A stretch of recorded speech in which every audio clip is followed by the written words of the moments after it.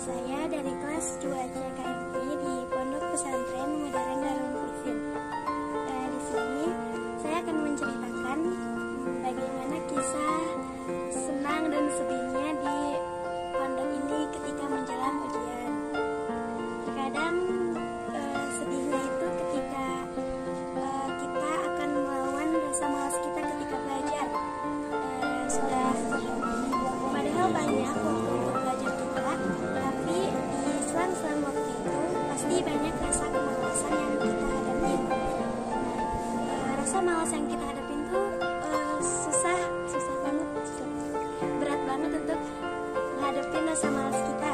Kadang di waktu ujian ada yang tidur, kita tidur, ketiduran, sehingga di besok harinya itu kadang merasakan penyesalan yang berat ketika kita tidak menggunakan waktu dengan baik, merasakan hal seperti kecapean, ngantuk, kurang tidur, malah merasa kelaparan mungkin.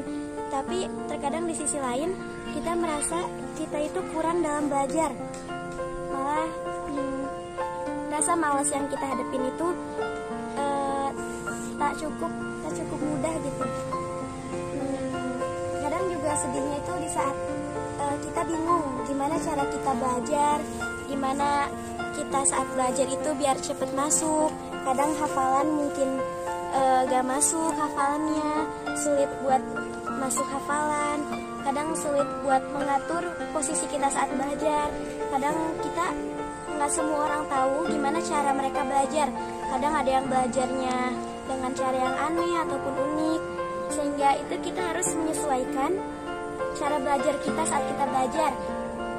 Dan di sisi lain pun ada kesenangan dari setelah belajar itu.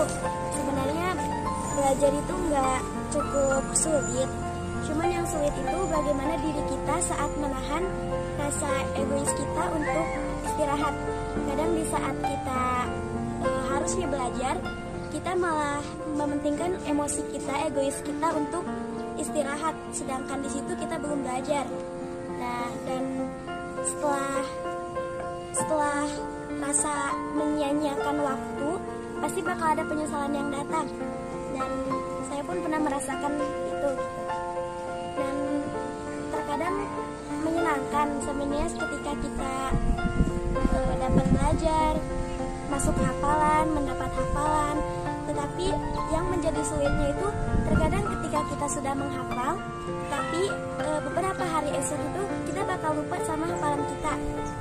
Malah kadang setelah kita mendapat hasil rapot, hasil nilai yang bagus, tapi setelah itu hafalan kita tuh cepat untuk hilang dan untuk tuntas di pikiran kita gitu. Jadi sebenarnya setelah kita beres ujian, mendapat rapot, mendapat nilai yang bagus, di situ nggak cukup untuk kita mendapat kebahagiaan, karena di sisi lain terkadang kita bisa melupakan hafalan itu dengan cepat. Seperti apa kata Bapak Pimpinan, jika kita hanya hafalan untuk mendapat nilai yang bagus saja, tentu saja kita bakal mudah untuk melupakan hafalan itu di suatu saat nanti, di suatu hari nanti setelah kita mendapat nilai rapot yang bagus. Tetapi dulu kita hafalan hanya untuk mendapat nilai yang besar, nilai yang bagus, maka kita pun akan dapat melupakan, akan cepat melupakan hafalan kita itu.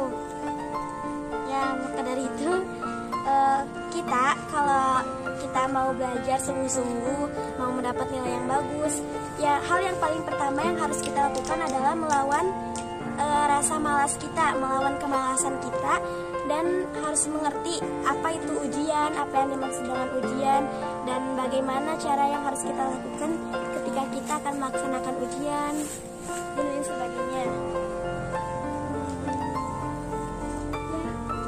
Setelah itu, jika kita mengetahui cara kita belajar agar kita cepat menangkap pelajaran itu, maka kita akan mudah di saat kita ingin hafalan. Kadang ada yang melalui pendengaran atau diam ataupun fisik gitu. kata Bapak pimpinan, kita nggak niat kita dalam belajar itu tidak boleh untuk mendapat nilai yang besar. Karena jika kita hanya berniat agar kita mendapat nilai yang besar, maka di suatu saat nanti mudah bagi kita untuk melupakan hafalan kita yang di hari lalu gitu. Ya mungkin cukup sekian keluh kesah atau rasa sedih dan rasa senang yang saya rasakan sebagai santriwati yang telah melaksanakan ujian lisan di Pondok Pesantren Darul Mukhlisin. Terima kasih. Assalamualaikum.